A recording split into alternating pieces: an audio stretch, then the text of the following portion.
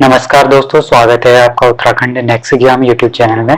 आज की इस वीडियो में हम उत्तराखंड और जीएस के टॉप 30 क्वेश्चन जानेंगे जो इस एग्जाम की दृष्टि से काफी महत्वपूर्ण है। ये इस सीरीज का फर्स्ट पार्ट है। तो दोस्तों शुरू करते हैं आज की वीडियो।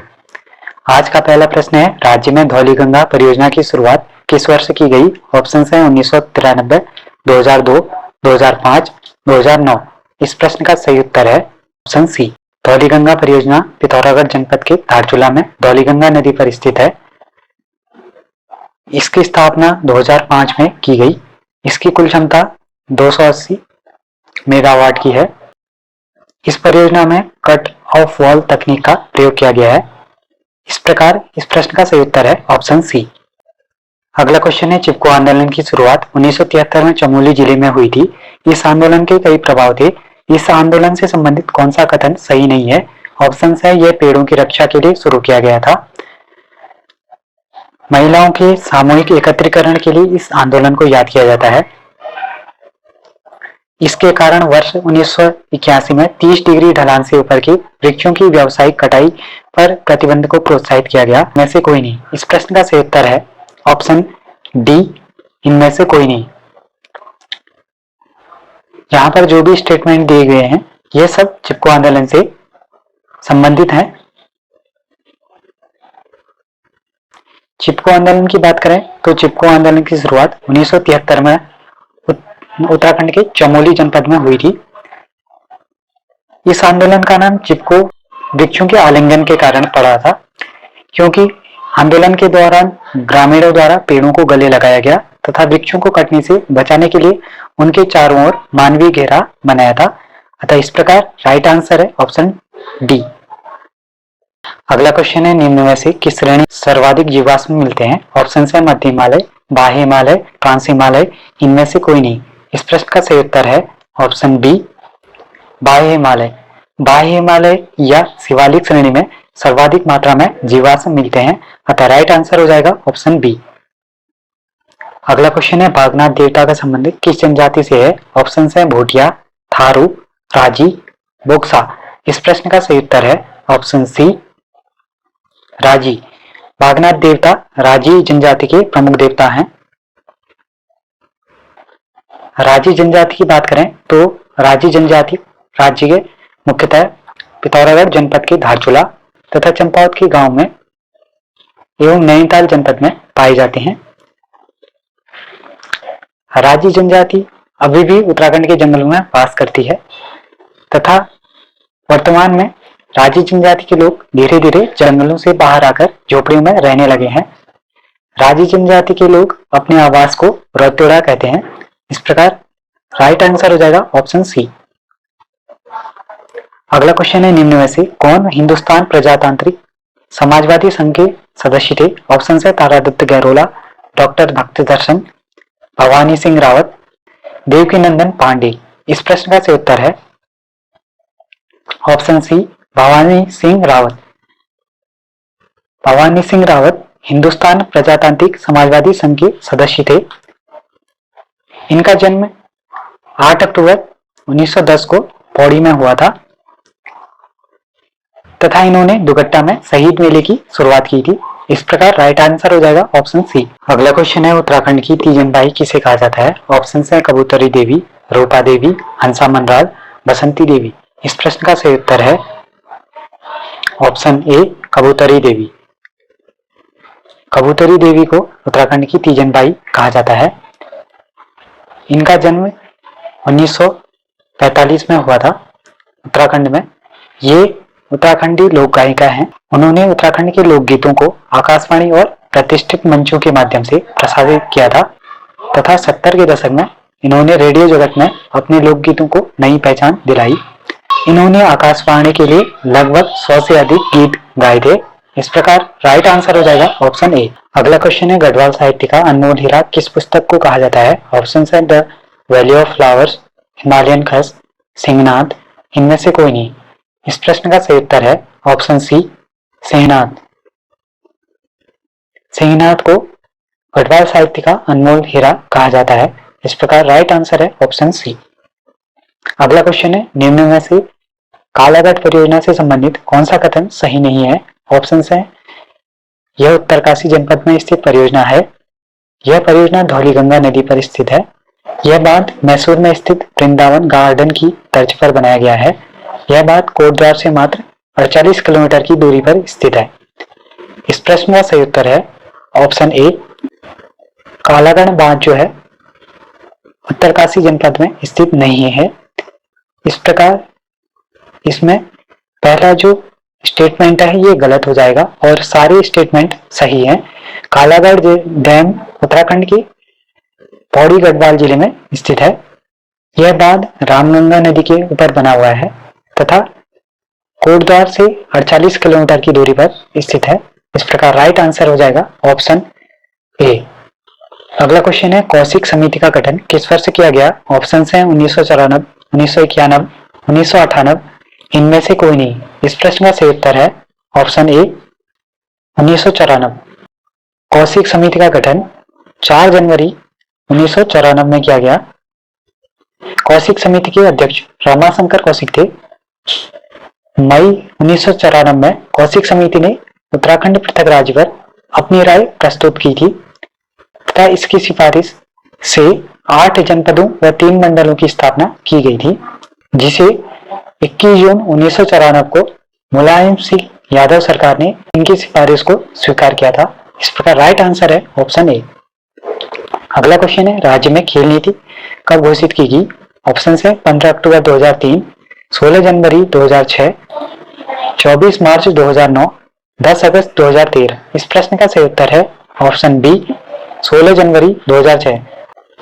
राज्य में खेल नीति 16 जनवरी 2006 को घोषित की गई। इस प्रकार राइट आंसर है ऑप्शन बी। अगला क्वेश्चन है, राज्य में गोविंद वल्लभ पंत उच्च स्तरीय प्राणी उद्यान कहाँ स्थित है? ऑप्शन है पौड़ी गढ़वाल, अल्मोड़ा, नैनीताल, पिथौरागढ़। इस प्रश्न का सही उत्तर है ऑप्शन सी नैनीताल। गोविंद वल्लभ पंत उच्च स्तरीय प्राणी उद्यान नैनीताल जिले में स्थित है। इस प्रकार राइट आंसर है ऑप्शन सी। अगला क्वेश्चन है, निम्नलिखित कथनों को पढ़ें। कथन 1 है, राज्य के सबसे पश्चिमी भाग में बहने वाली नदी यमुना है। कथन 2 है, यमुना नदी देहरादून में आसन नदी से मिलती है। उपरोक्त कथनों में से कौन सा सही है? ऑप्शन है केवल 1, केवल 2, उपरोक्त दोनों, इनमें से कोई नहीं। इस प्रश्न का सही उत्तर है ऑप्शन सी उपरोक्त दोनों। उपरोक्त दोनों कथन सही हैं। राज्य के सबसे पश्चिमी भाग में बहने वाली नदी यमुना है तथा यमुना नदी देहरादून में आसन नदी से मिलती है। इस प्रकार राइट आंसर है ऑप्शन सी। अगला क्वेश्चन है, निम्न में से यमुनोत्री मंदिर के प्रांगण में कौन सी शिला स्थित है? ऑप्शन है नारद शिला, दिव्य शिला, चंद्रशिला, भीमशिला। इस प्रश्न का सही उत्तर है ऑप्शन बी दिव्य शिला। यमुनोत्री मंदिर प्रांगण में एक विशाल शिला स्तंभ है जिसे दिव्य शिला के नाम से जाना जाता है। यमुनोत्री मंदिर परिसर 3235 मीटर ऊंचाई पर स्थित है। यहाँ मई से अक्टूबर तक श्रद्धालुओं का अपार समूह देखने को मिलता है। शीतकाल में यह स्थान पूर्ण रूप से हिमाच्छादित रहता है। इस प्रकार राइट आंसर है ऑप्शन बी। अगला क्वेश्चन है, निम्न में से कौन सा कथन केदारनाथ मंदिर से संबंधित है? केदारनाथ पंच केदारों में से एक के साथ साथ 12 ज्योतिर्लिंगों में से भी एक है। मंदिर के शिलाखंडों को आपस में जोड़ने के लिए इंटरलॉकिंग तकनीक का उपयोग किया गया है। केदारनाथ समुद्र तल से लगभग 22,000 फीट की ऊंचाई पर स्थित है। उपरोक्त सभी। इस प्रश्न का सही उत्तर है ऑप्शन डी उपरोक्त सभी। जितने भी ये स्टेटमेंट दिए गए हैं ये सारे केदारनाथ मंदिर से संबंधित हैं। इस प्रकार यहाँ राइट आंसर हो जाएगा ऑप्शन डी। अगला क्वेश्चन है, राज्य में शंकर गुफा कहाँ स्थित है? ऑप्शन है ऋषिकेश, देवप्रयाग, रानीखेत, बागेश्वर। इस प्रश्न का सही उत्तर है ऑप्शन बी देवप्रयाग। शंकर गुफा देवप्रयाग में स्थित है। इस प्रकार राइट आंसर है ऑप्शन बी। अगला क्वेश्चन है, अशोक मेहता समिति ने निम्नलिखित की सिफारिश की। ऑप्शन है पंचायती राज की द्विस्तरीय सरकार की, पंचायती राज की त्रिस्तरीय सरकार की, पंचायती राज की बहुस्तरीय सरकार की, पंचायती राज की एकल स्तरीय सरकार की। इस प्रश्न का सही उत्तर है ऑप्शन ए पंचायती राज की द्विस्तरीय सरकार की। अशोक मेहता समिति ने पंचायती राज की द्विस्तरीय सरकार की सिफारिश की थी। इसका गठन 1977 में हुआ था तथा इसने 1978 में अपनी रिपोर्ट प्रस्तुत की थी, जिसमें पंचायती राज के लिए त्रिस्तरीय प्रतिमान के स्थान पर द्विस्तरीय प्रतिमान की संस्तुति की गई थी। इसमें जनपद स्तर पर जिला परिषद तथा 15,000 से 20,000 जनसंख्या पर मंडल पंचायत के गठन का सुझाव दिया गया था। इस प्रकार राइट आंसर है ऑप्शन ए। अगला क्वेश्चन है, निम्नलिखित में से भूमि सुधार को किस सूची के अंतर्गत सम्मिलित किया गया है? ऑप्शन है राज्य सूची, संघ सूची, समवर्ती सूची, इनमें से कोई नहीं। इस प्रश्न का सही उत्तर है ऑप्शन ए, राज्य सूची। भूमि सुधार राज्य सूची का विषय है। इस प्रकार राइट आंसर है ऑप्शन ए। अगला क्वेश्चन है, भारतीय अर्थव्यवस्था में संयुक्त क्षेत्र का अभिप्राय है। ऑप्शन है, किसी भी वस्तु का उत्पादन सरकारी एवं निजी दोनों क्षेत्रों में होता है। किसी भी उद्यम में सरकार का अंश 50% से अधिक है। किसी उद्यम में सरकारी एवं निजी क्षेत्र में दोनों का ही सम्मिलित स्वामित्व है। इनमें से कोई नहीं। इस प्रश्न का सही उत्तर है ऑप्शन सी, किसी उद्यम में सरकारी एवं निजी क्षेत्र दोनों का सम्मिलित स्वामित्व होता है। भारत की औद्योगिक नीति 1948, 1951 तथा 1991 में संयुक्त क्षेत्र के तहत किसी उद्योग में सरकारी एवं निजी दोनों क्षेत्रों को वस्तु उत्पाद का अधिकार दिया गया है। अर्थात कोई भी वस्तु जो है सरकारी एवं निजी दोनों क्षेत्रों में उत्पादित की जा सकती है। इस प्रकार राइट आंसर है ऑप्शन सी। अगला क्वेश्चन है, भारतीय क्रांति की जननी किसे कहा जाता है? ऑप्शन है Annie Besant, Sarojini Naidu, madam Cama, Snehlata Wadekar. इस प्रश्न का सही उत्तर है option C, madam Cama. Madam Cama को भारतीय क्रांति की जननी कहा जाता है। मैडम कामा ने राष्ट्रीय आंदोलन के महान अग्रणी भारतीय नेता दादा भाई नौरोजी की निजी सचिव के रूप में सेवा की तथा बाद में कुछ देशभक्त विद्यार्थियों एवं यूरोपियन बौद्धिक लोगों के संपर्क में आकर स्वतंत्रता आंदोलन से जुड़ गई थी। इस प्रकार राइट आंसर हो जाएगा ऑप्शन सी। अगला क्वेश्चन है, 20वीं सदी के प्रारंभिक वर्षों में कांग्रेस में विभाजन की प्रक्रिया शुरू हुई। ऑप्शन है कांग्रेस आंदोलन की रणनीतियों पर, कांग्रेस आंदोलन में लोगों की भागीदारी पर, कांग्रेस आंदोलन के उद्देश्यों पर, उपरोक्त सभी। इस प्रश्न का सही उत्तर है ऑप्शन डी, उपरोक्त सभी।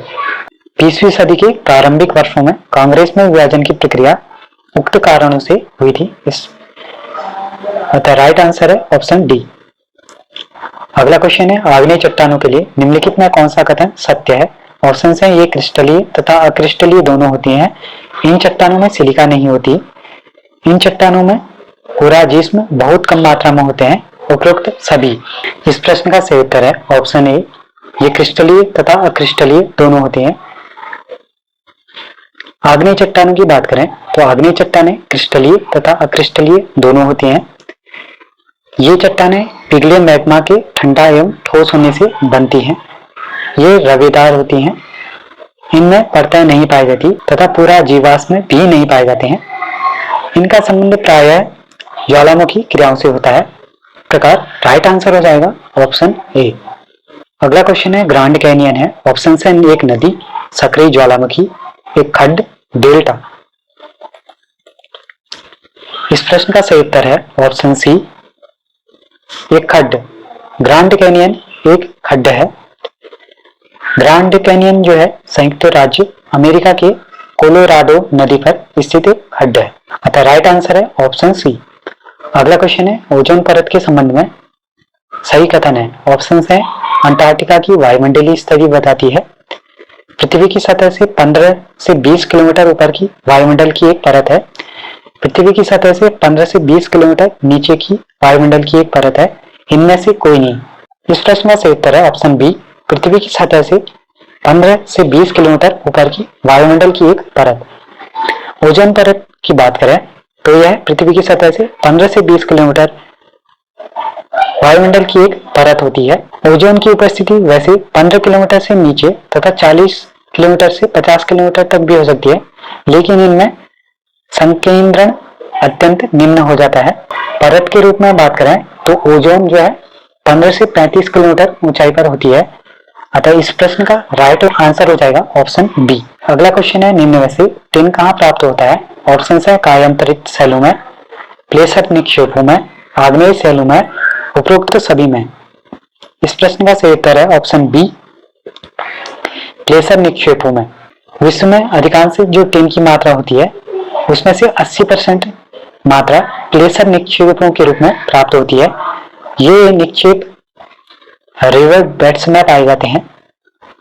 अधिकांश प्लेसर निक्षेप दक्षिण पूर्व एशिया में फैले हैं। अतः राइट आंसर हो जाएगा ऑप्शन बी। अगला क्वेश्चन है, भारत में भू आकार की रचना के संबंध में कौन सा कथन सही है? ऑप्शन है संरचनात्मक दृष्टि से मेघालय पठार दक्कन पठार का ही विस्तारित भाग है। भारत के अतिरिक्त प्रायद्वीपीय पर्वत मेसोजोइक महाकल्प में निर्मित हुए। भारत की तटरेखा की लंबाई 5500 किलोमीटर है। इनमें से कोई नहीं। इस प्रश्न का सही उत्तर है ऑप्शन ए, संरचनात्मक दृष्टि से मेघालय पठार दक्कन पठार का एक विस्तारित रूप है। मेघालय पठार की बात करें तो एक समतल भूमि है जो भ्रंशन के कारण भारतीय प्रायद्वीप से मालदा गैप द्वारा पृथक हो गई थी। अतः राइट आंसर हो जाएगा ऑप्शन ए। अगला क्वेश्चन है, तेल नदी किसकी सहायक नदी है? ऑप्शन है घाघरा, महानदी, कावेरी, गोदावरी। इस प्रश्न का सही उत्तर है ऑप्शन बी, महानदी। तेल नदी महानदी की सहायक नदी है। यह ओडिशा राज्य की प्रमुख नदी है। अतः राइट आंसर हो जाएगा ऑप्शन बी। अगला क्वेश्चन है, झारखंड में कोयले की सर्वाधिक खानें कहाँ स्थित हैं? ऑप्शन है जमशेदपुर, रांची, लोहारदगा, झरिया। इस प्रश्न का सही उत्तर है ऑप्शन डी, झरिया। झरिया कोयला क्षेत्र झारखंड के धनबाद जिले में स्थित है। देश का जो अधिकांश कोयला होता है यहीं पर स्थित है, जबकि जमशेदपुर मुख्यतः इस्पात उद्योग के लिए और लोहरदगा बॉक्साइट के लिए तथा रांची भारी मशीनों के निर्माण के लिए प्रसिद्ध है। अतः राइट आंसर है ऑप्शन डी। अगला क्वेश्चन है, मानस नदी निम्न में से किस नदी की उपनदी है? ऑप्शन है महानदी, ब्रह्मपुत्र, गोदावरी। इनमें से कोई नहीं। इस प्रश्न का सही उत्तर है ऑप्शन बी, ब्रह्मपुत्र। मानस नदी ब्रह्मपुत्र की उपनदी है या सहायक नदी है। ब्रह्मपुत्र की अन्य सहायक नदियां हैं जयमोली, तीस्ता, कामेर, सुबनमिरी, धनसिरी, दिहांग, दिसांग और कोपिली। अतः राइट आंसर हो जाएगा ऑप्शन बी। अगला क्वेश्चन है, भाखड़ा नांगल एक संयुक्त परियोजना है। ऑप्शन है हरियाणा, पंजाब, बिहार, हरियाणा, गुजरात, दिल्ली, हरियाणा, पंजाब, राजस्थान। इनमें से कोई नहीं। इस प्रश्न का सही उत्तर है ऑप्शन सी, हरियाणा, पंजाब, राजस्थान। भाखड़ा नांगल बहुउद्देशीय परियोजना पंजाब, हरियाणा और राजस्थान राज्यों की एक संयुक्त परियोजना है। इसके अंतर्गत भाखड़ा और नांगल के पास सतलज नदी पर 2 बांधों का निर्माण किया गया है। अतः राइट आंसर है ऑप्शन सी। अगला क्वेश्चन है, निम्नलिखित में से कौन नकदी फसल नहीं है? ऑप्शन है गेहूं, गन्ना, कपास, जूट। इस प्रश्न का सही उत्तर है ऑप्शन ए, गेहूं। गेहूं को छोड़कर बाकी की फसलें गन्ना, कपास, जूट आदि नकदी फसलें हैं तथा गेहूं की फसल नकदी फसल न होकर खाद्य फसल है। अतः राइट आंसर है ऑप्शन ए। आज की वीडियो में बस इतना ही। अगर आप इसकी पीडीएफ चाहते हैं तो डिस्क्रिप्शन में टेलीग्राम का लिंक दिया है, वहां से आप इसे प्राप्त कर सकते हैं। तथा अगर यह वीडियो आपको पसंद आई हो तो वीडियो को लाइक और चैनल को सब्सक्राइब कीजिए। तो मिलते हैं अगली वीडियो में, तब तक के लिए जय हिंद, जय उत्तराखंड।